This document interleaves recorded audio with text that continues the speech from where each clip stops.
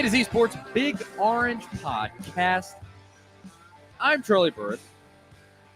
That is Zach Reagan. Wherever you listen throughout the world, we thank you so very much for listening to us. We talk everything Vols every week here on the Big Orange Podcast. If you want to listen to that on the reg, go over to the A to Z Sports Podcast Network feed on Apple or Spotify. When you get there, rate, review, but make sure you subscribe, because if you do subscribe, you won't miss our shows when we drop them on Mondays. And speaking of Mondays, it is one right now at 6 p.m., and that means we're live on YouTube also.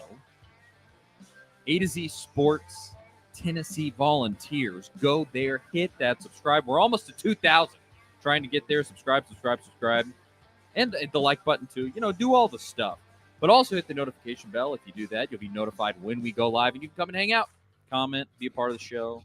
It's always a great time. At Troll_Burst, that's Zach DNT, at A to Z Sports. A to Z Sports.com for everything Zach writes. There's also Facebook and a whole bunch of other stuff too. Twitch, I think. All right. With the academics out of the way, let's get to it. The bye week has passed. Tennessee went 1-0 in the bye week. Thank God. They slipped by just by the skin of their teeth. They pulled out a win against bye. And we are back now to finally talk ball. I took advantage of the bye week, Zach. Went to, I was going to say the great state of Florida, but I went to the state of Florida. It was fun. St. Augustine gave all of my money for a day at Epcot at Disney. Don't know why I did that, but we're back at it. What's up, man? Yeah, I was a little concerned when you first departed for that trip. I think one of the first texts you sent us, you were in Gainesville. Yes, and you never told us where you were going in Florida. So for a little bit, we thought, is he vacationing in Gainesville of all places? Yes. Went to that dump of a city. That's really not that bad. We did driving. We drove, and on the way down, we stopped for a little lunch in Gainesville. Walked around the campus. I wore my Tennessee hat. Got some dirty looks. It was a great time. And I walked around. I said, "Say something to me. I dare you. Say something. Talk about baseball. Talk about basketball. Talk about football. Let's go right now." Didn't get to say that to anybody. Nobody tried to fight me, unfortunately. But unfortunately, I'll say, fortunately, no one tried to fight me. But it was a good time. And yeah, honestly, great little Mediterranean restaurant we found randomly in the middle of campus. So don't remember what it was called off the top of my head, but it was good. And I'll give them at least that much. There's a decent Mediterranean restaurant in Gainesville. That's all they got, though. So on today's show, we're going to spend the first 45 minutes talking about the Tennessee basketball exhibition against Indiana. I hope everyone's prepared for that. And then the next will be the baseball exhibition in Nashville, and then maybe 5 minutes devoted to football. I think that's probably the correct way to go about it. Right? Of course. Yeah. No, it's going to be all about the Kentucky game, of course. And then I think a hot topic of conversation, you've written about this, Zach, what Tennessee has to do to get into the playoff, because I think a lot of us assumed it's just going to be 10-2. 10-2, you're done, you're good. You can lose to Alabama and Georgia and somebody else, and you'll be fine. The way things are shaping up, I'm not sure that's really the case. We're going to parse through it on today's show, and we'll get to it right after I tell you about the good folks at Farm Bureau Health Plans. Farm Bureau Health Plans have been serving Tennesseans for over 75 years. Much has changed in Tennessee over the years, but some has stayed the same. Farm Bureau has always valued personal relationships, especially when it comes to good health and good service. Plan on Farm Bureau Health Plans for health, dental, and vision. For better coverage, better rates, and better service, go to fbhp.com/ATOZ or walk into one of their 200-plus locations across the state. That is fbhp.com/ATOZ. Farm Bureau Health Plans. Shout out to them.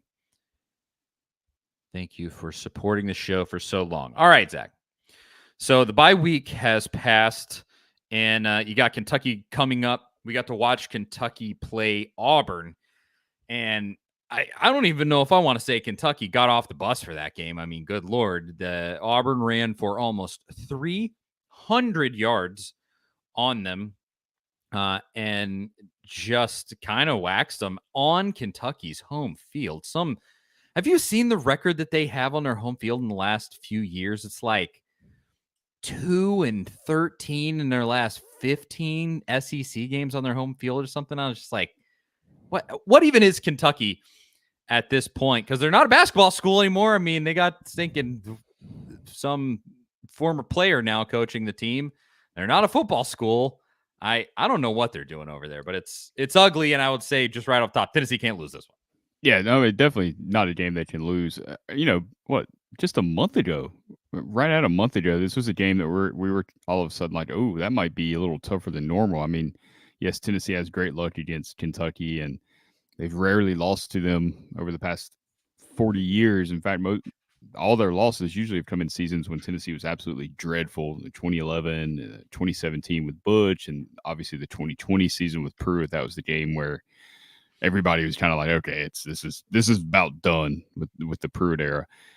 But when they played Georgia close, and then they go and they beat Ole Miss, a team at the time that we thought was going to be a serious playoff contender, and they've started to fade a little bit. I was like, that's going to be a tough game. And then they haven't won a game really since that Ole Miss game. They've lost 3 in a row, I believe, and they've just looked horrible in the process. They're unsure at quarterback. They win it to Athens, and they got Brock Vandegrift, who was a highly touted recruit at one point, brought him in to run the offense, and that hasn't really worked out well. Similar to their situation last year was Devin Leary that they went and got out of the portal. So that their portal quarterback evaluations have not really been great these last couple of years. But they're in a bad place right now, and that's you've got to take advantage of that. There is one aspect of this though that kind of concerns me, because not to compare this to the 2022 South Carolina game. Yeah, that was a road game. It was a little bit different situation. They had a better quarterback than what Kentucky has. But that was a game where, South Carolina was like, we got to try something different. And that feels like that's where Kentucky's at now. And that can be dangerous at times if the teams rally together and they make a change. They try some new things on offense and defense that Tennessee's not prepared for, which they've already dealt with at times this season. And these Kentucky coordinators, at least the defensive coordinator's been there for several years at this point. He's seen this Tennessee offense quite a bit.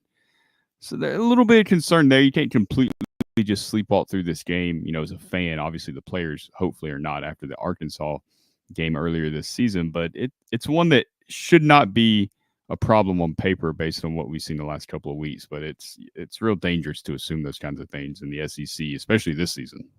As I always do, I tried to listen to some national analysis of Kentucky this week, and specifically after Auburn. And obviously everybody's walking into this being like, yeah, Tennessee should probably win this one by 20 plus. They should cover. It's 16 point spread right now, I think, in Tennessee's favor. And absolutely everybody is just saying, oh, Kentucky completely lost their mojo after that Ole Miss game. It has just flown off the tracks. I mean, I looked in any SEC game, period, even the Ole Miss game that they won, they have not scored over 20 points in that one. Or sorry, they've not. Yes, that's correct. They've not scored over 20 points. In that Ole Miss game, they scored 20. South Carolina, they scored 6. Georgia, 12. Vandy, 13. Florida, 20. But they gave up 48. And then against Auburn, 10. And I think in the last 2 weeks, what has truly been shocking is that their defense has just flown off the tracks. Their defense showed some real pride early in the season, playing close against Georgia. And then that Ole Miss game, as we've already mentioned. And then since that point, I was going to try to look. Florida, DJ Lagway threw for 259 on them and ran for 197. And then against Auburn, this one was just where it was. I mean, the numbers are so crazy. Peyton Thorne threw for 172, and Peyton Thorne has been complete garbage. Auburn has not been good. Were they 3-5 now? Yeah, I mean, not to disparage Peyton Thorne, but let's be completely honest. He is not having a great season.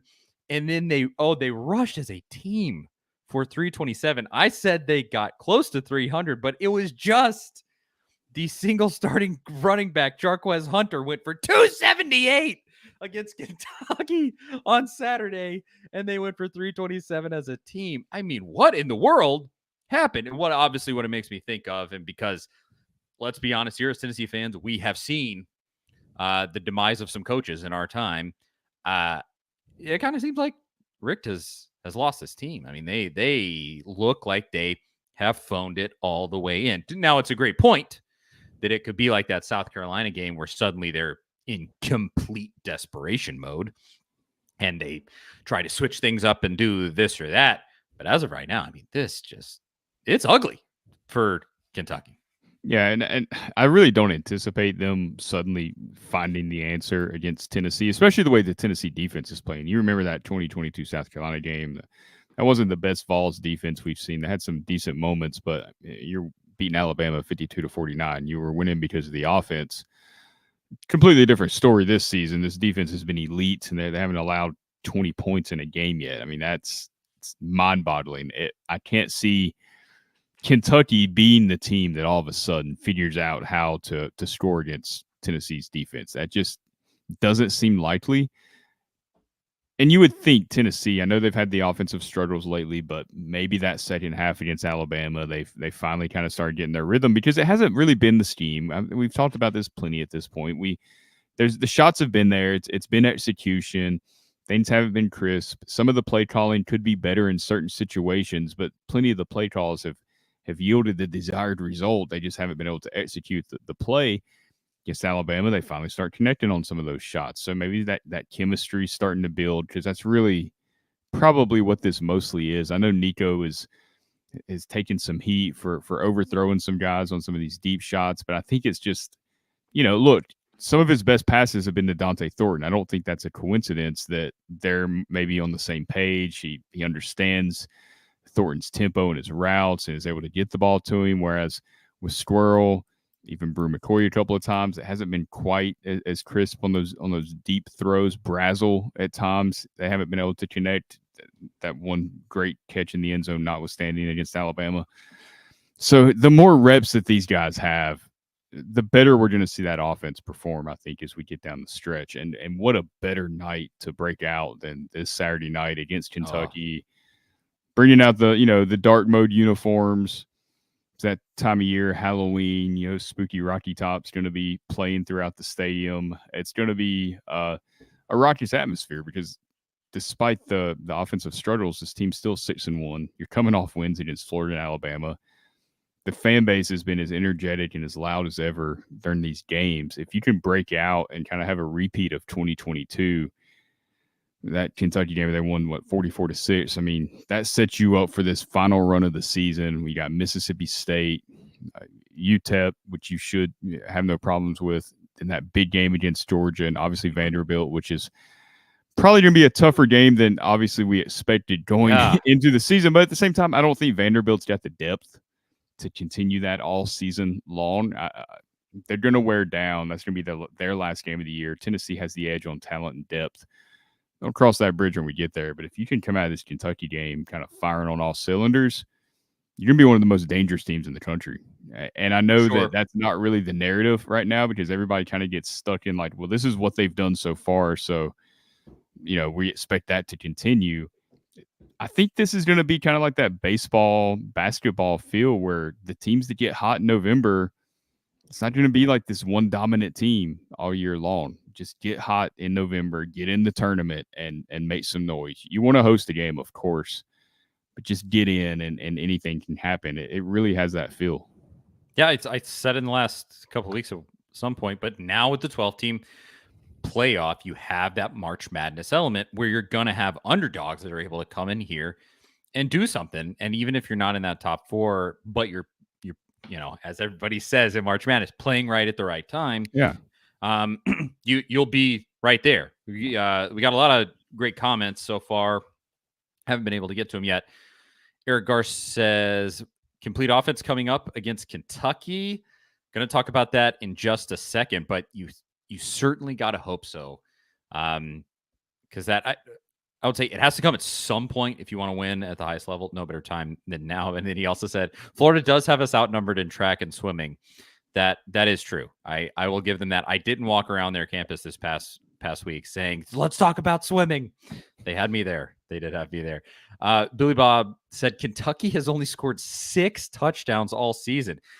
Is that against SEC teams though? Because I think they did first. Yeah, they If had that Southern is, Miss and Ohio. I think they they played. laid a few points. Yeah, Ohio 41, Southern Miss 31. But in those SEC games, that's completely believable and pathetic. I mean, you think Dylan Sampson himself now at 17 touchdowns. I don't know what he's done in SEC play alone, but I mean, it's been, against Alabama it was 2. So Well, I mean, he was the only one that scored against Florida and Oklahoma that's and Arkansas, right. I think. Oof. But yeah, okay. Billy Bob clarifies. He says, yes, that's just in the SEC, but That's still, real bad. That's real bad. Oof. I mean, Tennessee scored 7 against Alabama in 2022 in one game. Yeah. So Brendan says, my thing is, even with us being out of sync, sometimes we still found a way to win against Bama. If we can put it all together, we will be a problem for everyone. That is sort of the real crux of the deal with Tennessee. If the offense will catch up with the defense, it's over for everybody except Georgia. No offense to Vandy, fun season. Mississippi State, Kentucky, you're not there. You're not. And so if Tennessee can connect those dots and keep everybody healthy, it's a scary prospect. So as Eric asked in that comment, is this the game where Tennessee will put it together? And I feel encouraged because of those numbers that I quoted. Let me go back and look again against Auburn. Just Jarquez Hunter ran for 278, and then Florida, they ran. Oh, sorry, I have the Kentucky numbers up. Whoopsie. Here we go. And Florida Ball ran for 106, and DJ Lagway ran for 46. And if you let Dylan Sampson run on you like that, and then you bring in Nico's ability with his legs, and then connect on a couple of long passes like you saw against Alabama, this should be a beatdown. That's how you pull this all together, is that you potentially, with the way that Kentucky's been playing, you have a serious advantage on the ground here. They've lost their mind for whatever reason, defending against the run. And this is a real opportunity. And I think you probably, this is the conversation we're going to have in the second half of the show. For the playoff sake, you probably need style points here against a stinking Kentucky team. Yeah, Kentucky might not win. I mean, they're probably not going to be bowl eligible. They don't know. Yes. They don't know win, what, three games? You got Texas coming up, too. And Murray State, Texas, and Louisville. Yeah, so they might be 5-7. Yeah, I mean, and Louisville's 4-8. They could be 4-8. Yeah, it's Louisville's in Lexington, but of course we were just talking about they're not good in Lexington. So, yeah. and Louisville's putting up a fight this season. I mean, they're not good per se, but they're not bad at all. So, yikes! But also it puts the impetus on Tennessee now to put it all together. And can this be that game? I think so. And it would be great off the bye week. And it's the second bye week. And hopefully you learned your lesson from the first one. Obviously came out of the last bye week, lost to Arkansas, had players after the game saying, oh, we didn't have a good bye week and yada, yada, yada. So hopefully you're far more focused in this one. Coming off of that Bama win, you're gaining confidence and you had Nico. And I think this is just so huge.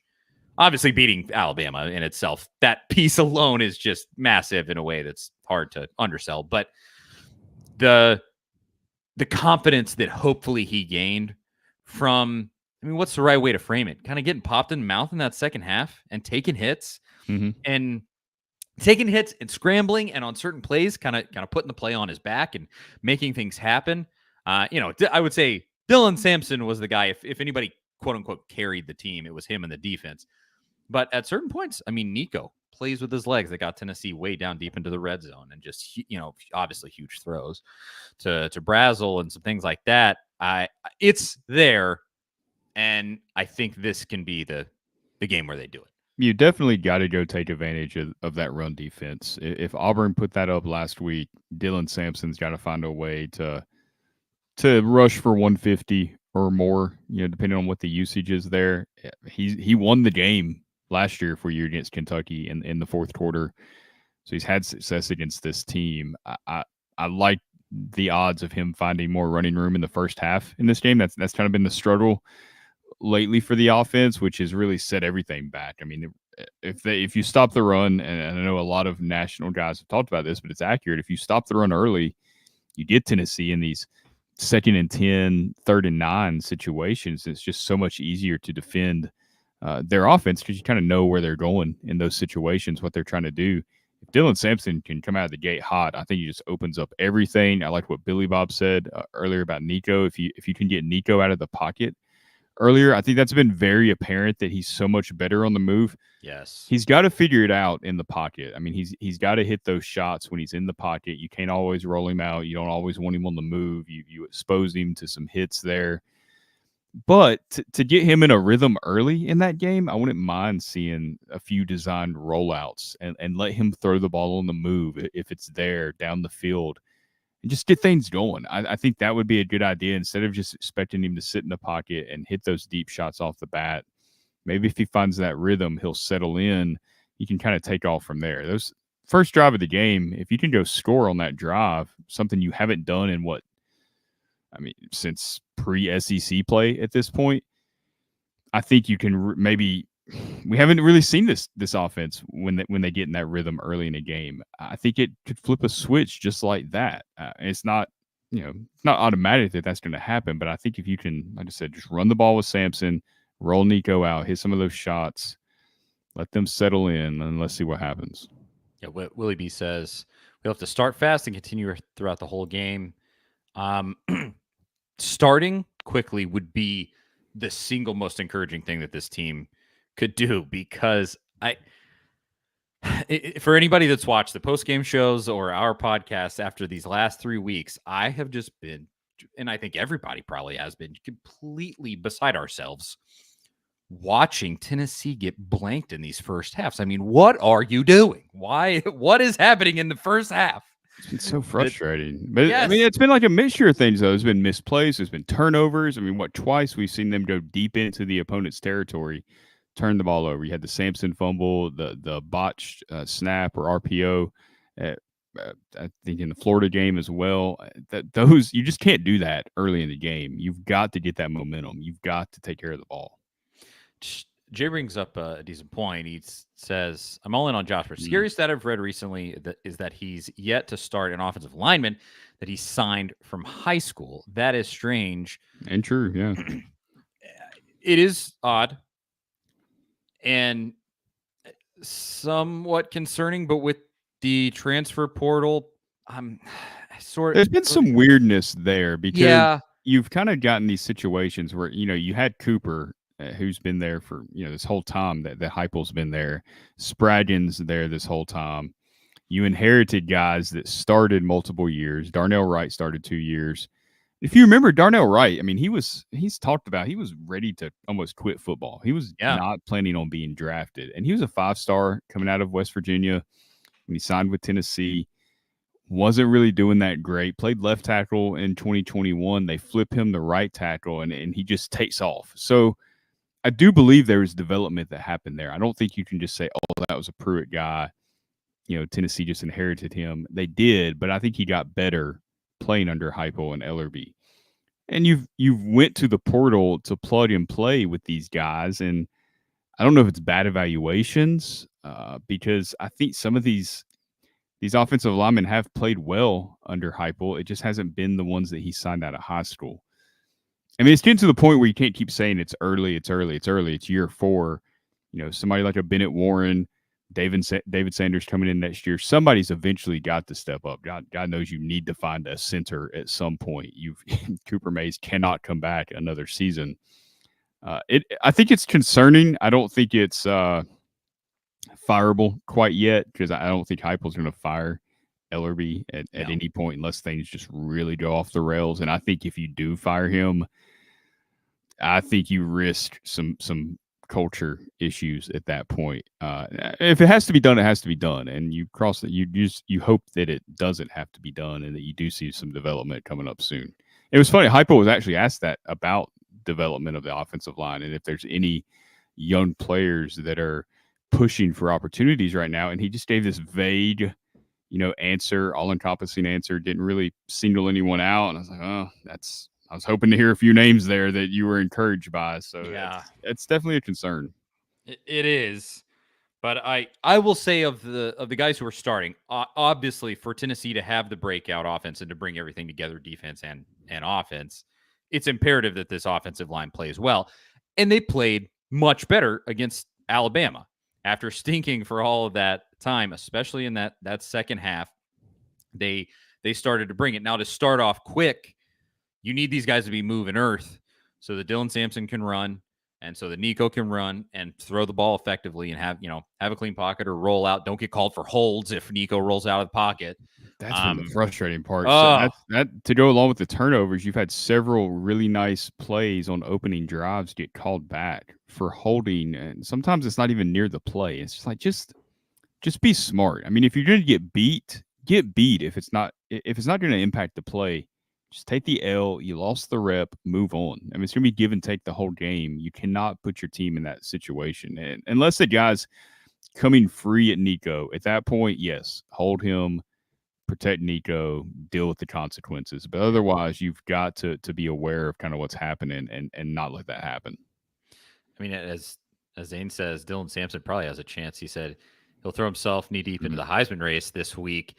Yeah, I mean, if they find a way to get Dylan Sampson 250 and 2+ touchdowns, he should be right there because he's obviously everybody brings up Ashton Genty. That dude's doing it against UNLV. He's still a good player, but he's great, incredible player. Competition. Yeah, but he's doing it against UNLV. Dylan Sampson's doing it against Alabama. Just a skosh different. No offense to UNLV, but any national love at all. No. I mean, I was I can't remember what, I think it was Sports Illustrated put out their midseason All-American teams, and I think Sampson was like an honorable mention beyond and there was like 2 running backs on the first team, 2 on the second team. I'm like, this guy's he's second in the SEC in rushing yards, and he's got 17 rushing touchdowns through 7 games. That's insane. Those are insane numbers, and barely a mention of the guy. It really is crazy. I don't know why. I mean, you're a top 10 team even. I mean, what do you got to do? But I will say this: as much as I want Sampson to absolutely go off, I really want to see complimentary to Sampson going off. I want him to do that, but complimentary to that, Nico needs to grow passing the ball. Gotta see more effective passing downfield. That's truly what I want to see. I would sacrifice a Dylan Sampson, bust into the Heisman race type of performance for Nico throwing for over 300 yards. Like, yeah. I would be ready for something like that. 302 touchdowns would just be exactly what the doctor ordered for him going down this stretch where you could gain that confidence, and specifically throwing from the pocket too would be really nice so he can gain confidence there specifically. We've been talking about it here. When he rolls out, he's markedly better. But throwing just straight drop back type of stuff and actually connecting, that's what I want to see. And I think they can do it playing complimentary football off of Dylan Sampson having a big game. Because if Kentucky is sucking against the run and you can just kill them there, and then that opens up that opportunity for Nico to also pass the ball over. Please let it happen. Maybe he needs the old John Henderson locker room slap before he goes out there. Did that hit? Maybe. It did wake him up, and I think he kind of alluded to that. Like, it kind of woke him up a little bit. Adam Sparks was on Tony Basilio, I think, talking about Nico and him in high school, and how that was a very common thing for him in high school was taking, lowering his shoulder, knocking guys over, everybody kind of getting, jacked up for that. And he would play even better from there. Don't do that in the SEC, because these linebackers will kill you.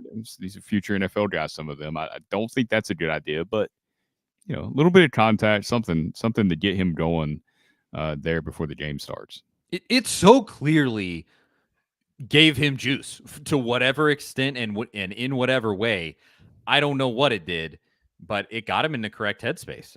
And not only did he run really effectively after that, but obviously he passed with some in a far better way than he was previously.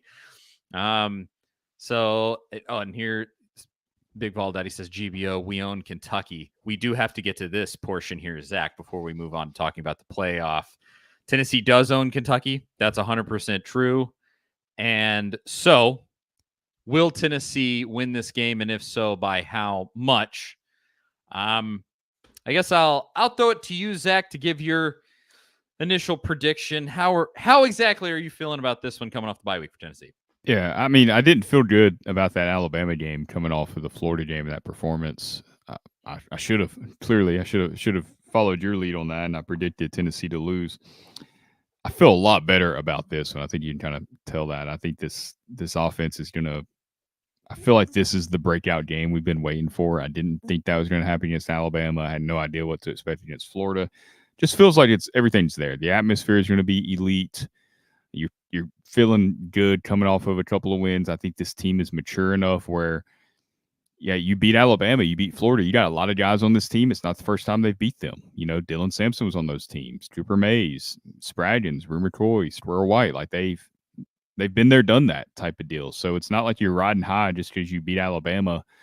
So I think some of that prior experience is going to help. I think they get settled in, and I think I could see this one being a blowout. I think it could be very similar to that 2022 game where Tennessee breaks out and wins. I don't know, 42-10. 42-10. I like it. Big Vol Daddy says 38-7. Nico puts it all together in the Vols. Romp 38-7. Billy Bob says 37-9. If anybody else wants to jump in the comments, give their prediction. Also, do that. I like and the I will prediction. say real quick with that prediction, when I think it's tempting to say, well, they get going, but we haven't seen them, since the early in the season put up 50, 60, 70 points or whatever. I think this offense, and if you remember that NC State game, that game started a little shaky before they kind of settled in. They had a turnover go their way, and then once they got in their rhythm, they took off. That game was a little dicey the first 10 minutes or the first quarter, really. I think this team just, once they get going, I don't think they stop. That's why I think if they get going, they'll get into the 40 range. Please just start quick. I just feel like that is the key to everything this season, is actually making moves in the first half. We'll see. Eric says 31-6 Vols. Brandon 42-17. Mississippi Vols says 35-7. Everybody predicting a blowout. Darren 52-0. I might not let Mark Stoops come back to Lexington if it's 52-0. God, that would be great if we could. A lot of folks have ended the careers of Tennessee football coaches in the last 15 years. I'm sure it's time for Tennessee to do it to somebody. Heupel's petty enough. It's still a member of the Stoops family. I'm sure there's still a little bit of like, you had nothing to do with this, Mark, but sorry, you got to pay for the sins of your brother. Yeah, get to stick it to the Stoops family for a second time this season. I'm sure Heupel would be happy to do it. I feel similarly. I think Dylan Sampson's going to have a huge game, and in turn, I think Nico probably. I don't know. I'll say Nico has a huge game, but Nico has his most effective game in SEC play. In this one, will it be the true putting it all together and finally, bada bing, bada boom, you've done it? I'll say no. I'll say I like 33-12. It's 23. 3 touchdowns. You blow them out. It's never really close, except maybe, like you were saying, maybe at the beginning it's a little, little tight there. Maybe you don't just blow the doors off from the very beginning. But I think 250 plus, hopefully a couple of touchdowns, at least one from Nico. Maybe a safety with that score, 33. 33. Would that not be? No. Sorry. What it would be? 34. That makes sense. I mean, hey. Where it would be safety. 20, a safety.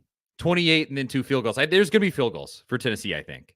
That's what I was thinking. Yeah, 33 is kind of an off the wall number. Yeah, let's do 34-12. And Kentucky is held to field goals because I think specifically I choose 12. And I liked, let's see, Billy Bob predicted 9 points for Kentucky.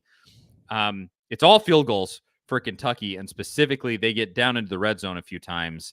And Tennessee is just like, they work their magic in the red zone, whatever it is.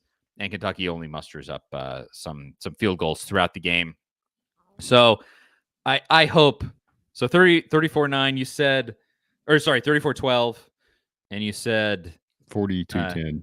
42-10. Fine. I want them to break 40 in SEC play. It would be great. That would be a really nice, just, like we've been talking about, a boost of confidence going into this final stretch of the season. Then you have another opportunity to do that against Mississippi State, whose defense has been abysmal, and that might be a kind use of the word abysmal. I mean, I don't know if Jeff Levy's head coach material. You listen to him talk, and I know he's an offensive guy and comes from the Heupel stuff and the Baylor stuff. He's very just bland and just no personality. And sometimes that works, but I think, even with Saban, Kirby Smart, these guys have some personality, and Levy's just so dry. I don't know. I'm just looking. They're giving up, I think it was 477 total. Their defense giving up 477 and 37 points a game. They did play Georgia close. It was like 41. Weirdly, 31, yeah. That's true. Yeah. So don't mess around. Don't play around with your food there. But I think this should kick off a good final stretch for Tennessee, and specifically get you kind of primed for that game in Athens. Don't look ahead, because you're still playing SEC football. That's key. But this one, just the dark uniforms, 7:45 start time. Kentucky's doomed.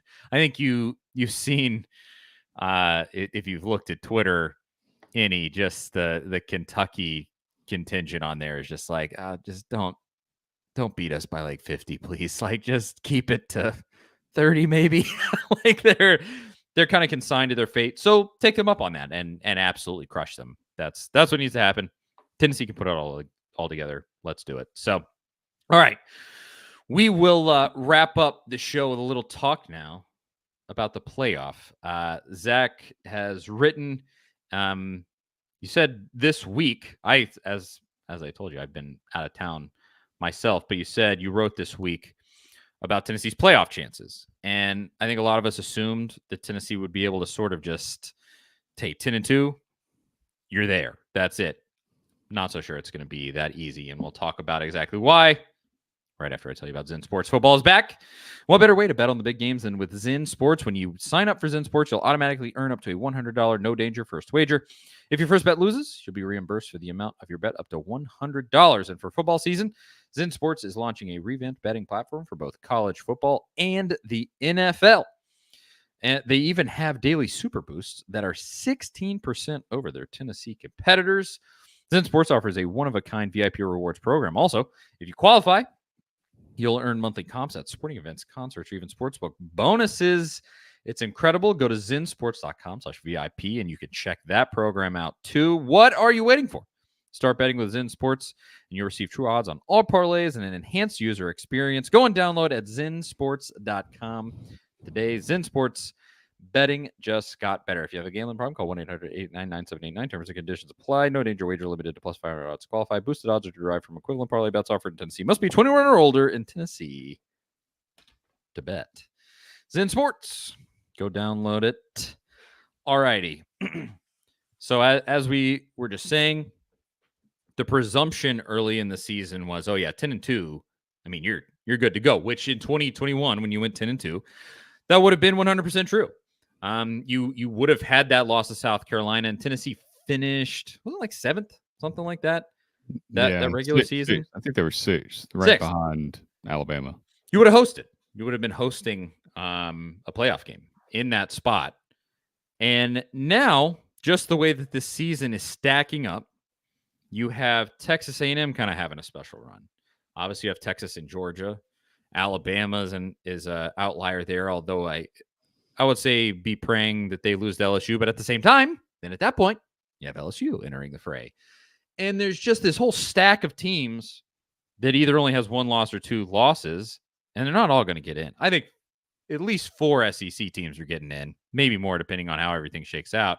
But you also have your BYUs, your Boise States, these kind of fringe group of 5. Everybody's assuming it'll be Boise State. I guess technically BYU is not. Yeah, they're Big 12. Yeah, Big 12, which is technically Power 4, although the Big 12 is the real kind of, Yeah. clown in the room there. but regardless, they're winning all their football games, and they're winning them by a bunch. But now BYU in particular, and then like at Indiana. What is Indiana doing out there? Just crushing everybody with Taven Jackson as Yeah. quarterback. Good for him, by the way. Yes, I mean they went out there and they slapped around Washington over the weekend, and Taven Jackson, the backup, going out there and slapping him around. And I just am not sure it's gonna be that easy. So obviously the plain answer is gonna be Georgia, but who has done that in the Kirby era? Oh, just go into Athens and beat Kirby. Yeah, I mean, good freaking luck. Can Tennessee do it? Maybe, but let's just assume that one ends up as a loss on Tennessee's schedule. And we'll talk about, there are ways that Tennessee can win that game. Before this conversation, I mean, what does Tennessee have to do here, Zach, or what has to happen, you think, for Tennessee to make this playoff? I mean, I think it's going to be very chaotic, more chaotic than we thought, for the reasons that you just kind of outlined there. I think you're going into this last month, and it's fun.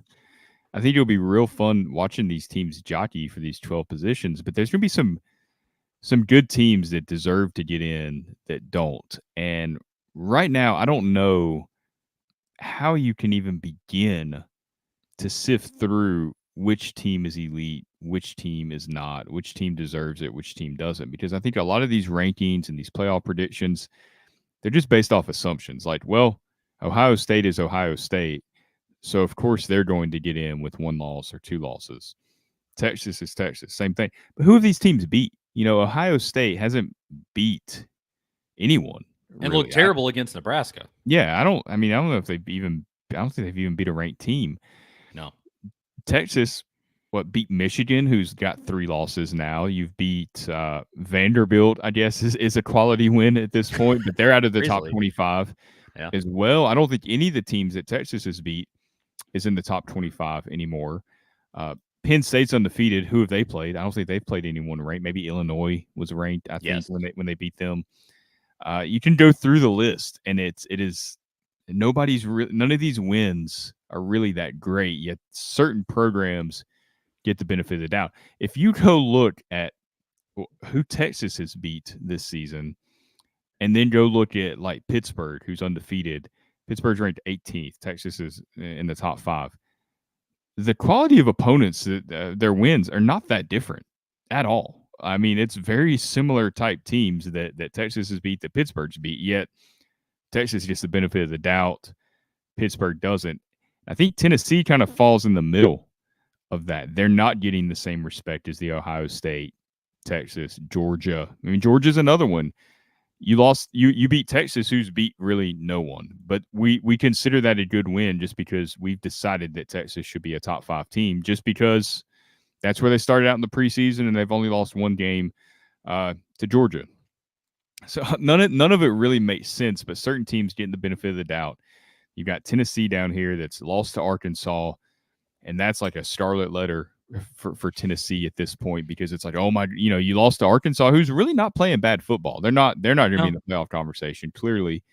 But they're a formidable opponent, and they're beating some teams handedly. I think that they just took care of business against Mississippi State. They're no pushover. Alabama's got the loss to Vanderbilt and Tennessee, yet you see someone like Jerry Palm from CBS Sports. He puts his playoff projection out today. He's got Alabama. It's like an 8 seed. Tennessee out. Now, we can laugh at some of these projections, and the Athletic, Stuart Mandel had Tennessee out today. On 3's Andy Staples had Tennessee out as well today. I think both of them also had Alabama out. Palm was the only one that was that egregious with some of his projections. But we can argue those projections all day long. But the truth is that often those national media guys, those projections, they kind of reflect what the committee ends up thinking. We've seen it. We saw it play out in 2022 with all those arguments that went on, and we knew that Tennessee was never going to get in over Alabama if it came down to that. And obviously Alabama didn't, but they would have been ranked above Tennessee at the end of the season, even though Tennessee beat Alabama, beat LSU, another team that beat Alabama. it didn't matter. That brand recognition, for whatever reason, carries a lot of weight, and it's created this cluster that I don't think 12 teams is going to work at this point, because I think the parity we're seeing, it's only going to become more severe as the portal, NIL, as teams really figure out how to navigate that entire space. And some of your, teams like in Arkansas, or if Ole Miss figures it out, if Missouri goes on a run like they did last season, there's going to be teams that should get in, but because they're not Texas, because they're not Ohio State, because they're not Georgia or Alabama, they're not. And I think there's going to be some pushback on that. And I think once you went to 12 teams, and all the parity that comes, it needs to be, I'm not saying it needs to be 64 teams, but I think it needs to be a system where, like, if you're a top 25 team, you get in and you have a shot. Because right now, Oregon's number one. If they go lose to Michigan that's unranked, or they lost to any unranked team, to be honest, at this point, if they lost to whoever's in the Big Ten that's unranked, it wouldn't shock me at all. I don't think it would shock anyone at all. If Georgia goes and loses to Ole Miss, it'd be like, it was unexpected, but I'm not totally shocked. So if these teams, if we're at a point where an unranked team can upset a top 5 team and it's not that shocking, I think we got to reconsider what we're doing with the playoff here, because these teams that get in, the last team in that's not a group of 5 champion ends up winning the whole thing, with a team that was ranked 12th or 13th is going to be like, well, that could have been us. And we had the same record, but this person on the committee decided that they deserved that shot instead of us, because we lost to Arkansas and you lost to Georgia or some team that's considered better. I don't think this is going to be a sustainable way to go about it. And Tennessee, unfortunately, is probably going to have to do a little bit more than some of their SEC rivals, like in LSU, Georgia, Alabama, to get in. Which means, if they're 10-2 and Alabama's 10-2 still at the end of the season, despite the fact that Tennessee has that win over Alabama, would any of us be surprised if Tennessee's the one left out between those two teams?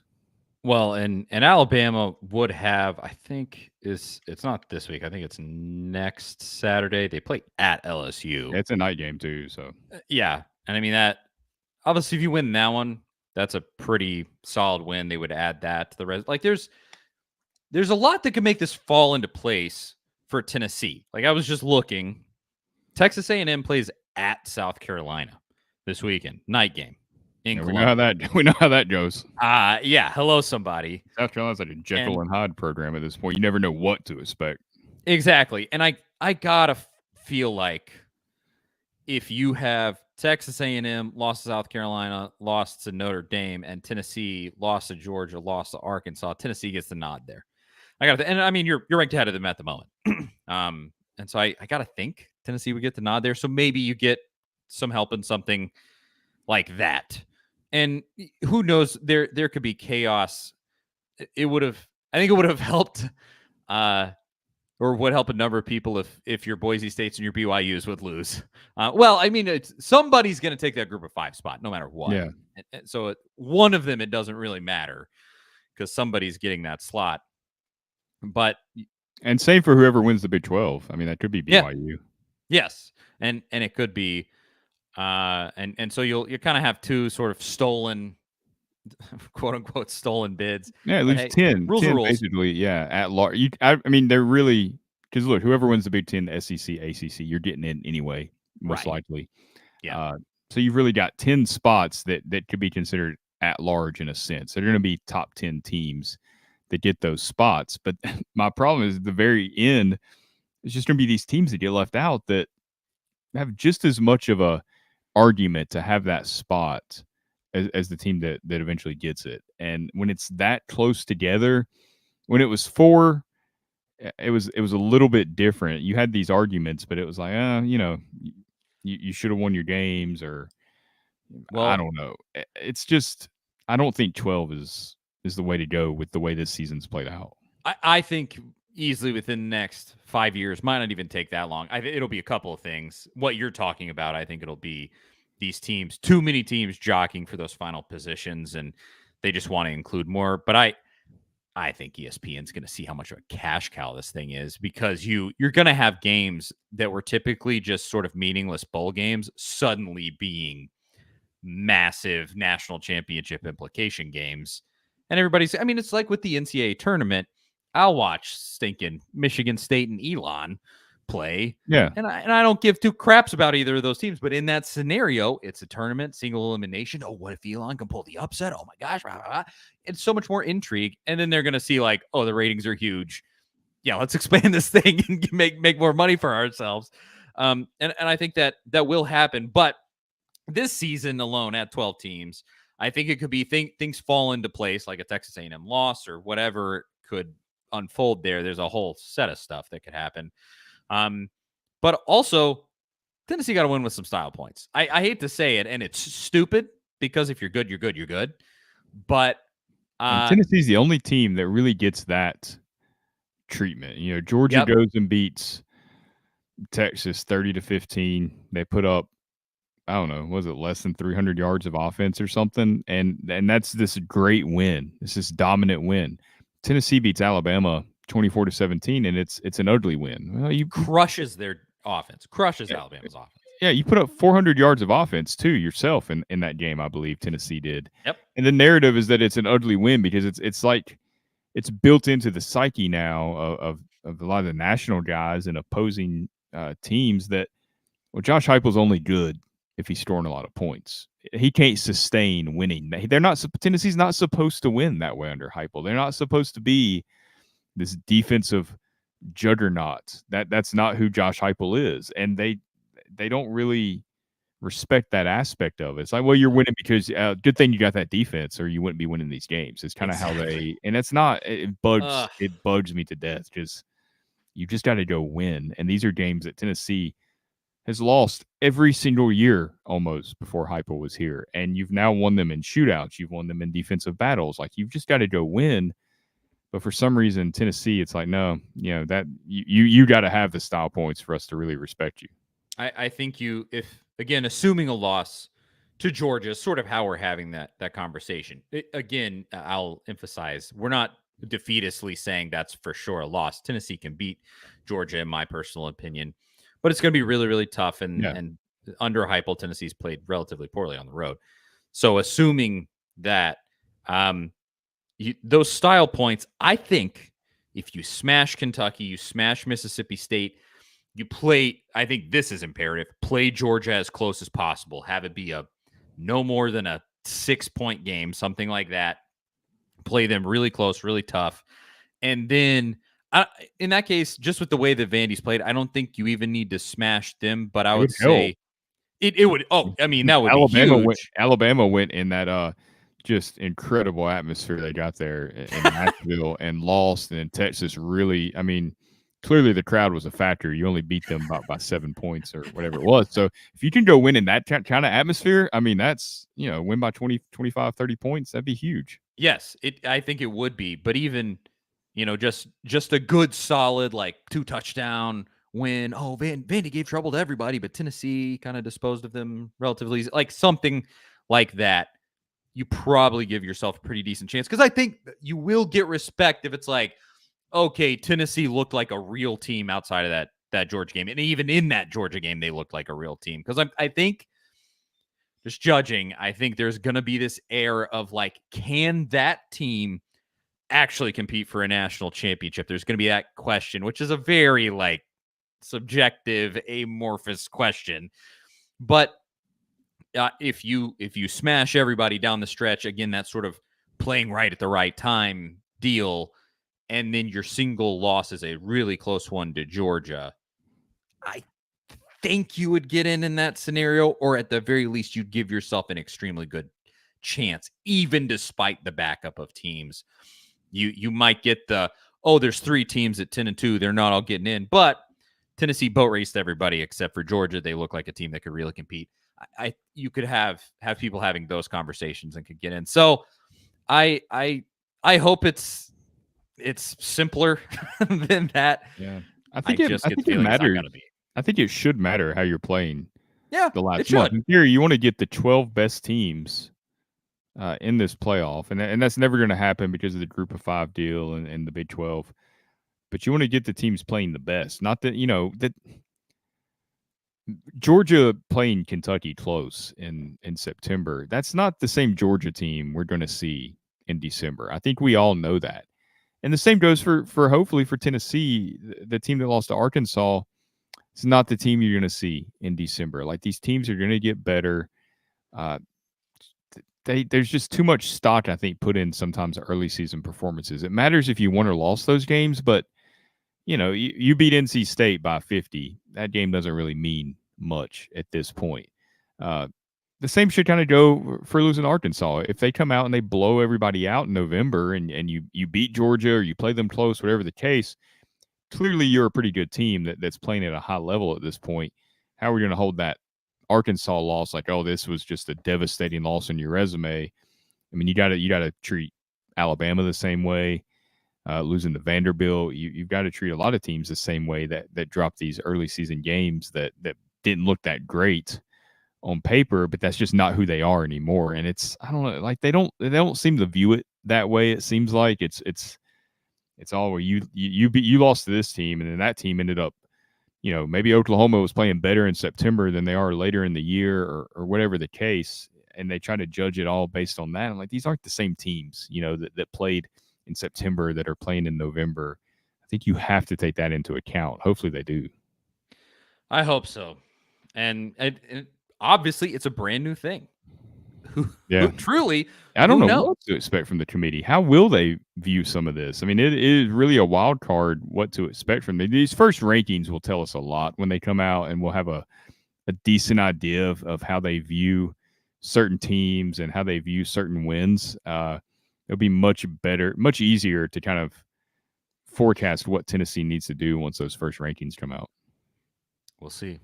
We'll see what happens. I mean, and as Darren says here, he said, our defense can win against Georgia.